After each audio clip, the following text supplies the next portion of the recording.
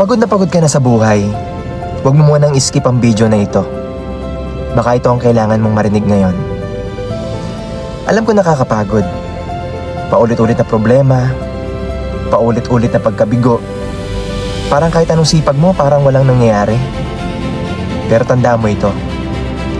Hindi dahil mabagal ang progreso mo, ibig sabihin wala ka nang nararating. Ang punong pinakamalakas ay hindi tumutubo sa isang gabi. Ang taong nagtatagumpay ay hindi napapagod. Siya ang taong pinipiling bumangon kahit pagod na. Baka ang breakthrough na hinihintay mo, isa na lang palang hakbang ang layo. Kaya huwag kang susuko ngayon. Dahil balang araw, babalikan mo ang araw na ito at sasabihin mo, salamat sa sarili ko dahil hindi ako sumuko. Kung kailangan mo itong marinig ngayon, i-type mo sa comments, hindi ako susuko. At baka ito rin ang mensaheng kailangan ng isang taong mahal mo.